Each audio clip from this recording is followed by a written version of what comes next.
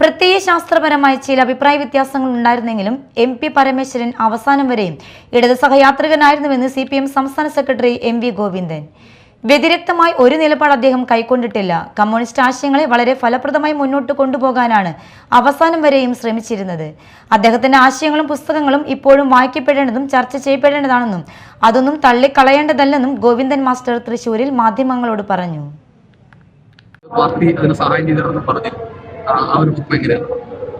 ഞാൻ നേരത്തെ പറഞ്ഞില്ല, നിങ്ങൾ സംസാരിച്ചതെല്ലാം സാമൂഹിക ജീവിതവുമായിട്ട് ബന്ധപ്പെട്ട് രാഷ്ട്രീയ സംഭവവികാസങ്ങളുമായി അടിസ്ഥാനപ്പെടുത്തിയിട്ടാണ് കുറേ നേരം സംസാരിക്കാൻ കഴിഞ്ഞത്. വളരെ പ്രസന്നമായിരുന്നു അന്ന് സംസാരിക്കുന്ന സന്ദർഭത്തിലൊക്കെ. അസുഖം ഉണ്ടെങ്കിലും വളരെ സന്തോഷത്തോടു കൂടിയാണ് ഞങ്ങളോടെല്ലാം കാര്യങ്ങൾ സംസാരിക്കുന്നതെല്ലാം സ്വീകരിച്ചത്.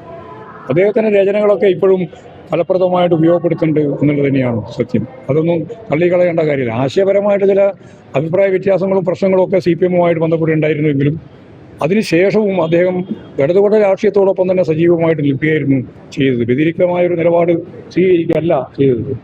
കമ്മ്യൂണിസ്റ്റ് ആശയങ്ങളെ വളരെ ഫലപ്രദമായിട്ട് മുമ്പോട്ടേക്ക് കൊണ്ടുപോകുന്നതിന് വേണ്ടിയുള്ള ശ്രമം തന്നെയാണ് അവസാന നിമിഷം വരെ അദ്ദേഹം ശ്രമിച്ചിട്ടുള്ളത് എന്ന് കാണാൻ കഴിയും.